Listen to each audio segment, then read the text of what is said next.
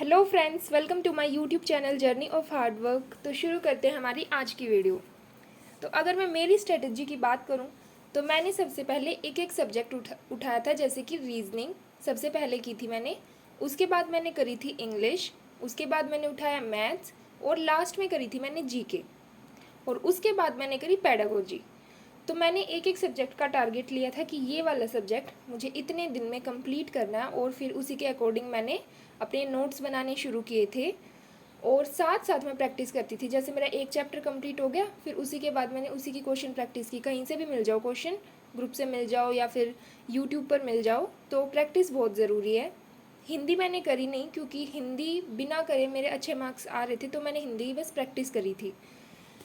तो चलिए आप भी इसी तरह का कुछ सीक्वेंस फॉलो कर सकते हैं, एक एक सब्जेक्ट उठा सकते हैं या फिर आप दो दो सब्जेक्ट भी साथ लेकर चल सकते हैं, जैसी भी आपकी सहूलियत हो। तो आज हम करेंगे बाकी की थ्योरीज़। लर्निंग थ्योरीज़ हमने कल कवर की थी 6 थ्योरीज़ और आज हम अगली 6 थ्योरीज़ कवर करेंगे और एक इससे अलग चैप्टर है इंडिविजुअल डिफरेंसेस, ये वाला चैप्टर कवर करेंगे। इसके बाद शुरू हो जाएगा इंटेलिजेंस और इंटेलिजेंस की थ्योरीज़।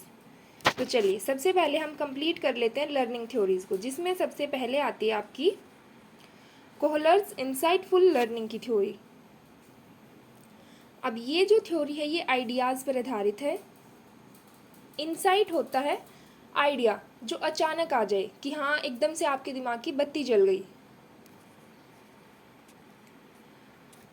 और ये गेस्टाल्ट से संबंधित है, जर्मन शब्द से निकला है गेस्टाल्ट, जिसका अर्थ होता है कॉन्फ़िगरेशन और एन ऑर्गेनाइज्ड होल। यानी कि इस थ्योरी में कुल मिलाकर आपको एक वर्ड याद रखना है जो कि है whole. Whole is greater than the sum of its parts. और ये परिभाषा दी है अरस्तु ने, जो कि गेस्टाल्ट से ही संबंधित थे। अगर आपसे पूछा जाए कि फादर ऑफ गेस्टाल्ट कौन है तो आप बताएंगे मैक्स वर्दीमेयर।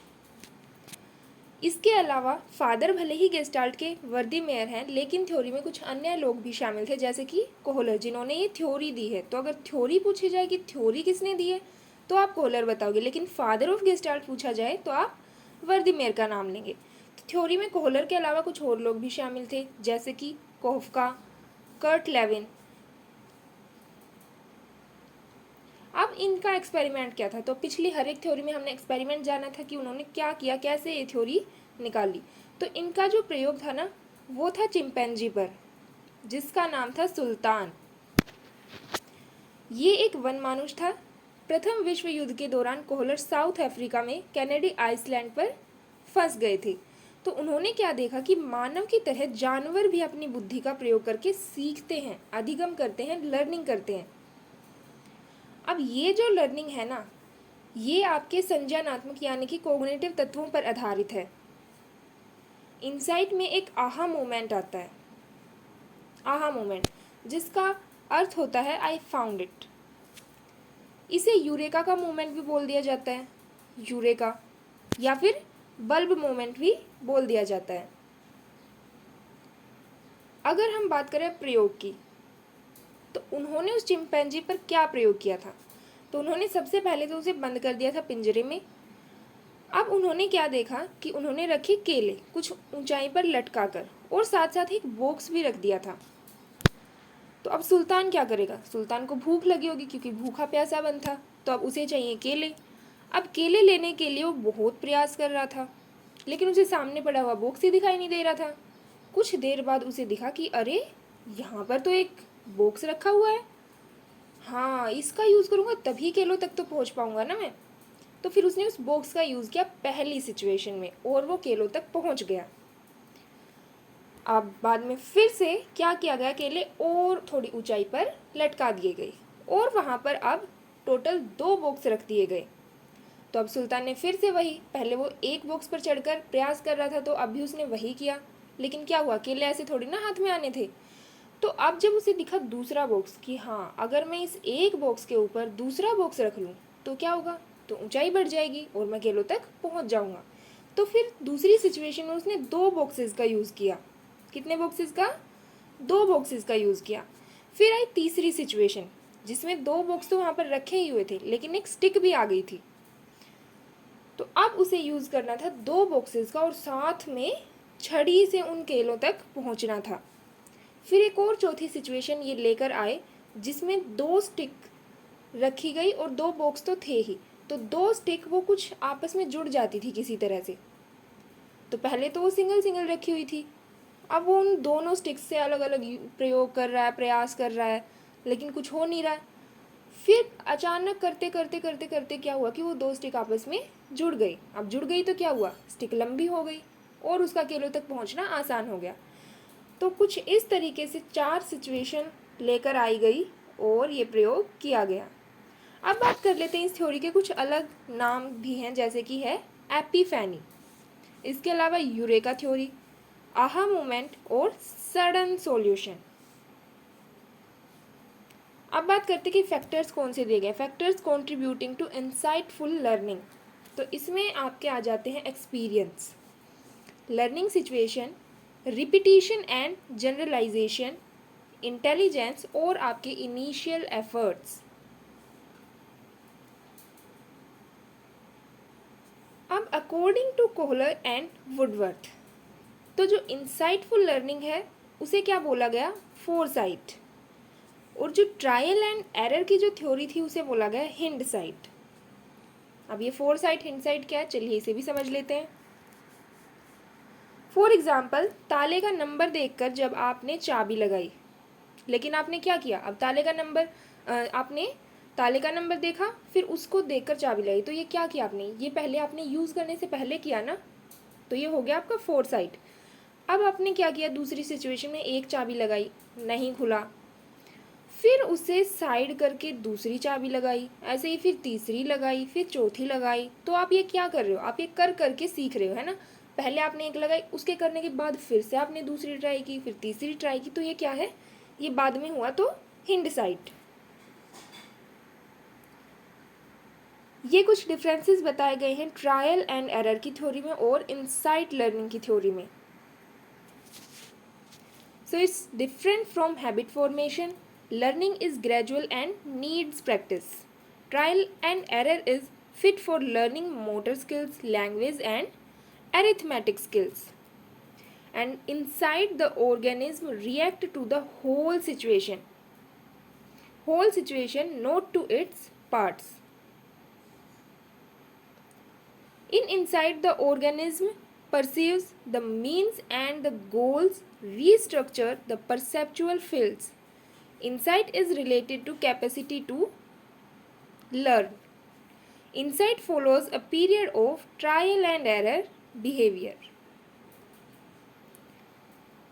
अब जो सबसे इम्पोर्टेंट है, जहाँ से आपका क्वेश्चन बनेगा, वो है आपके लॉज ऑफ गेस्टाल्ट, जिसमें सबसे पहला लॉ आपका आ जाता है प्रिंसिपल ऑफ सिमिलैरिटी, यानी कि समानता का सिद्धांत। इसमें क्या है, जब चीज़ों में आपको कोई समानता दिखती है, कोई सिमिलैरिटी दिखती है, तो आप क्या करते हो, आप उसे अंडरस्टैंडिंग बनाते हो उसकी और उसे समझ जाते हो, आपकी लर्निंग हो जाती है आसानी से। क्यों, क्योंकि उसमें आपको समानता दिखी। जैसे आप इस एग्जाम्पल की सहायता ले सकते हैं। दूसरा आपका प्रिंसिपल है प्रिंसिपल ऑफ प्रोक्सिमिटी, समीपता का नियम। यानी जब चीज़ें पास पास होती है तो आप क्या करते हो, आप उन्हें एक यूनिट के रूप में देखते हो, जिससे आपके लिए चीज़ें समझना आसान हो जाती हैं।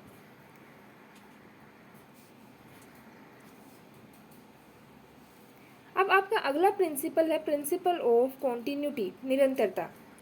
अब निरंतरता का भी फर्क पड़ता है। फॉर एग्जाम्पल, जब भी आप कोई भी चीज़ लगातार करते हो तो क्या होता है, वो अर्थपूर्ण हो जाती है। एग्जाम्पल क्या है, जैसे आप सिलेबस ही करते हो, आप लगातार करते हो, लेकिन अगर आप बीच में छोड़ दोगे, कुछ टाइम गैप ले जाओगे, तो क्या होगा, तो फिर आपको सीखने में दिक्कत ही आती है।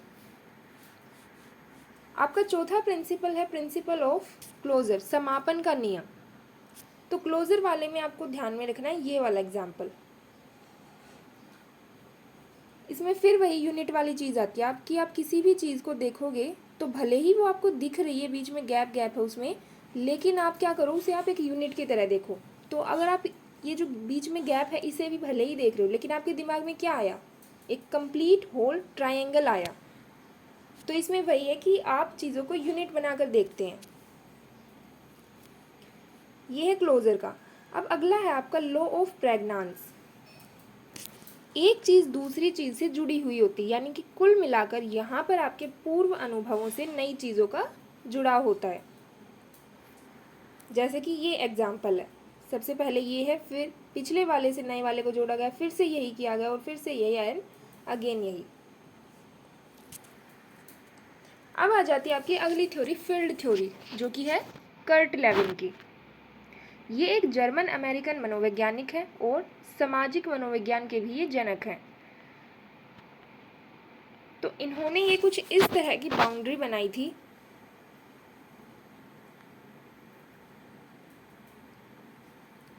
जिसमें इन्होंने वेक्टर्स की बात की है और एक रेस्ट्रेनिंग फोर्स की बात की है जो कि एक बैरियर के रूप में भी काम कर रहे हैं।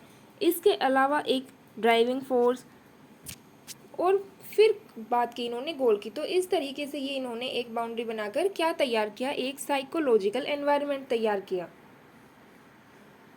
तो इनकी थ्योरी में क्या था, इन्होंने दी थी एक इक्वेशन क्या दर्शाती है कि व्यवहार आपका क्या है, फंक्शन है एक व्यक्ति का उसके वातावरण के प्रति।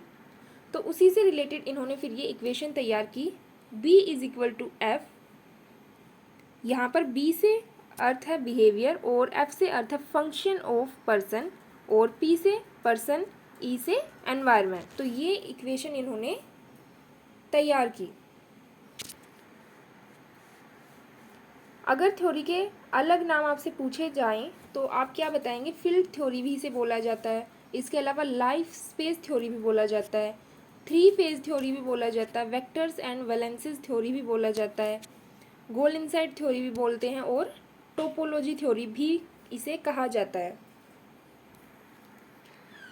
थ्री फेज थ्योरी से क्यों बोला जाता है? क्योंकि इसमें तीन चीज़ों की बात हुई है। FVP से इसे आप याद रख सकते हैं, फील्ड, वेक्टर्स एंड टोपोलॉजी।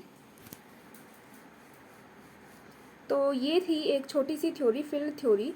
अब आती है अगली थ्योरी, ड्राइव रिडक्शन थ्योरी, जो कि दी है हल ने।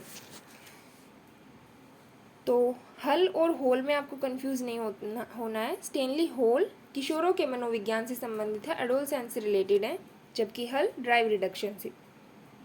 अब इस थ्योरी के अलग नाम अगर हम देखें तो कौन कौन से और नाम है इसके? रीइंफोर्समेंट थ्योरी से बोला जाता है, नीड डिडक्शन थ्योरी भी बोला जाता है। इन्होंने एक बुक भी लिखी थी जिसका नाम है प्रिंसिपल्स ऑफ बिहेवियर 1943। हल ने एक टर्म का यूज किया जो कि है ड्राइव, यानी जब आपके अंदर मनोवैज्ञानिक आवश्यकताओं के कारण उत्तेजना यानी कि अराउजल उत्पन्न होता है, एक टेंशन क्रिएट होती है, तो वही है ड्राइव। ड्राइव क्या है? एक अनप्लीजेंट स्टेट है जिसमें आपको सुकून नहीं मिलता है, एक टेंशन क्रिएट हो जाती है कि हाँ ये काम करने की ज़रूरत है, तो ये काम मुझे करना होगा। तो इस टेंशन को कम करने की ज़रूरत होती है। अब फॉर एग्जांपल ड्राइव क्या हो सकती है? भूख लगना हो सकती है। अब मोटिवेशन क्या आएगा नीड्स को फुलफिल करने के लिए कि भाई अगर भूख लगी तो काम तो करना पड़ेगा, है ना। तो बर्तन धोने पड़ सकते हैं या कोई भी और काम भी हो सकता है खाना प्राप्त करने के लिए, जिससे कि आपकी वो ड्राइव शांत हो जाए। एक टर्म है होम्योस्टैसिस। ये एक बैलेंस की स्थिति होती है। जैसे कि सबसे पहले आप में ड्राइव आई, फिर आपने खाना पाने के लिए काम किया, फिर आपको खाना मिल गया और खाना मिलने के बाद एक बैलेंस की स्थिति आ गई, होम्योस्टैसिस। अगर क्रम देखें तो सबसे पहले आती है आपकी नीड, फिर एक ड्राइव उत्पन्न होती है, उसके बाद आपको भी एक्टिविटी करते हो और फिर आपका गोल अचीव होता है और फिर वो जो ड्राइव है वो रिड्यूस हो जाती है। तो हर नीड के पास ड्राइव होती है जो उसके साथ अटैच होती है। अब पिछली थ्योरी की तरह यहाँ पर भी एक इक्वेशन है, behaviour is equal to drive into habit, B is equal to D into H. अगर इस थ्योरी की एजुकेशनल इम्प्लीकेशंस की बात करें तो वो क्या है कि सबसे पहले तो आपको नीड को सेटिस्फाई करना है, दूसरा आपको टीचिंग प्रोवाइड करनी है किसके अनुसार? नीड के अनुसार, बच्चे की नीड के अनुसार। तीसरा आपको अपने जो भी ऑब्जेक्टिव्स हैं वो क्लियर रखने हैं। और चौथा है कि बेस्ड ऑन थॉर्नडाइक एंड पेवलोव्स आपको इन दोनों की जो थ्योरी है थॉर्नडाइक की और पेवलोव की, उसके अनुसार आपको वर्क करना है। अब आती है आपकी अगली थ्योरी, टोलमैन एंड गुथरी की थ्योरी। तो सबसे पहले टोलमैन के बारे में जानते हैं। इन्होंने दी है साइन लर्निंग थ्योरी। इसमें क्या बताया गया है कि एक जीव एक लक्ष्य के लिए संकेतों का यानी कि साइंस का पीछा करके सीखता है, अर्थात अर्थपूर्ण व्यवहार के माध्यम से सीखने का अधिग्रहण कर लिया जाता है। तो इनका जो एक्सपेरिमेंट था वो था भूल भुलैया एक्सपेरिमेंट, मेज एक्सपेरिमेंट। फॉर एग्जाम्पल कोई भूल भुलैया था जो कि स्टार्ट हो रहा था ए से और ख़त्म हो रहा था जेड पर, और जेड पर जाकर उसे फूड मिल रहा था या कुछ भी जिससे कि उसका गोल पूरा हो रहा था। तो इन्होंने क्या किया, चूहों को भूल भुलैया में दौड़ा दिया। अब वो धीरे धीरे धीरे धीरे फूड तक पहुंच गए। जब इन्हें खाने की गंध सुंघाई गई तो ये जल्दी पहुंचे। अतः हम सीख तो लेते हैं, परंतु किसी व्यवहार को प्रेजेंट तब करते जब हम रीइंफोर्स्ड हो जाते हैं। तो पहले जब उसे स्मेल नहीं आई थी फूड की तो वो धीरे धीरे गया, लेकिन जैसे ही उसे स्मेल आई तो अब वो तेज़ी से पहुंच गया। तो उसे क्या मिल गया, एक रीइंफोर्समेंट मिल गया। इसी में एक टर्म आई है लेटेंट लर्निंग। लेटेंट लर्निंग क्या होती है, छुपी हुई लर्निंग, यानी कि बिना किसी पुनर्बलन के कुछ धारण करना, छिपा हुआ। वो ज्ञान जो दर्शाया तभी जाएगा जब इसको प्रदर्शित करने के लिए आपको कोई रिवॉर्ड दिया जा रहा है, यानी कुल मिलाकर कोई रीइंफोर्समेंट आपको दिया जा रहा है। टोलमैन के बाद है अब गुथरी। इन्होंने किसकी बात की, इन्होंने बात की एक तो कॉन्टिन्यूअस लर्निंग की, यानी कि कंडीशनिंग की बात नहीं करते हैं। कंडीशनिंग की बजाय आप क्या करो, स्टिमुलस को और रिस्पॉन्स को पास ले आओ तो अपने आप ही अधिगम हो जाएगा। दूसरी इन्होंने सब्स्टिट्यूशन थ्योरी की बात की है। एक तीसरा पॉइंट इन्होंने दिया है एकल प्रयास का सिद्धांत। एकल प्रयास का सिद्धांत यानी कि एक व्यवहार प्रतिक्रिया तभी रिपीट होता है जब वही परिस्थिति दोबारा उसके समीप आ जाए, यानी कि स्टिमुलस और रिस्पॉन्स को पास लाना है, वही चीज़ है। इन्होंने भी एक प्रयोग किया एक 2-3 साल के बच्चे पर।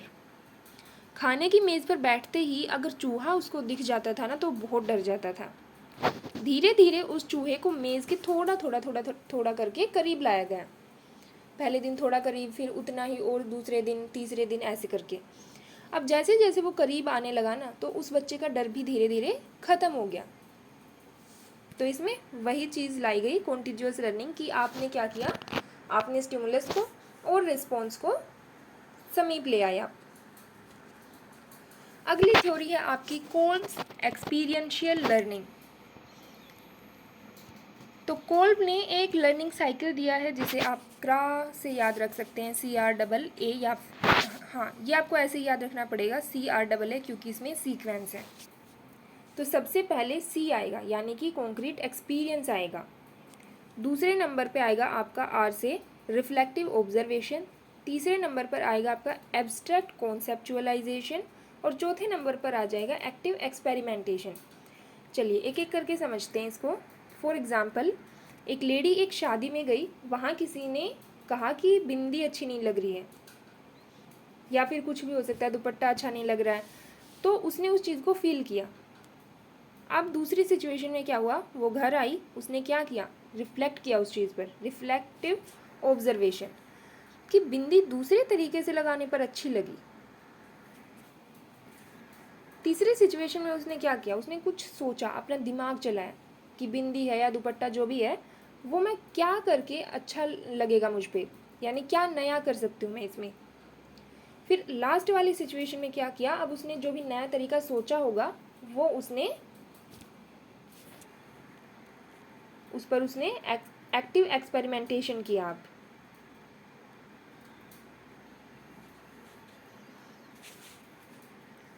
तो ये था कोल्ब का लर्निंग साइकिल था। अब आता है आपका लास्ट चैप्टर, इंडिविजुअल डिफरेंसेस।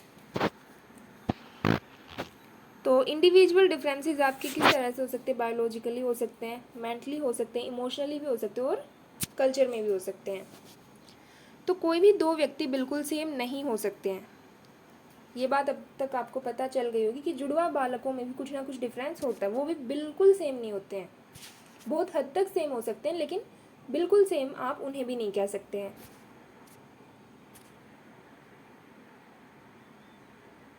तो जो इंडिविजुअल डिफरेंसेस है, सबसे पहली बात कि ये हमें नेचर से मिली हैं, प्रकृति से मिली हैं, और ये एक व्यक्ति में होना एक आम बात है, एक सामान्य बात है। तो इसके आधार पर उनके साथ भेदभाव बिल्कुल नहीं होना चाहिए।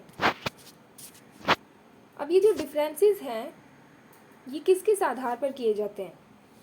तो लोग कलर के आधार पर डिफरेंस करते हैं, शेप के आधार पर, साइज के आधार पर, इंटेलिजेंस के आधार पर, जो कि गलत है। इसके अलावा language, caste, gender, community, religion, इन सब के आधार पर भी लोग भेदभाव करते हैं। इंडिविजुअल डिफरेंसेस ये ना दो तरह से होते हैं, इनहेरिटेड और एक्वायर्ड। इनहेरिटेड में आ जाएंगे आपके physical, mental, temperamental, social, emotional, cultural, और ये आ जाएंगे आपके एक्वायर्ड में एनवायरमेंटल भी।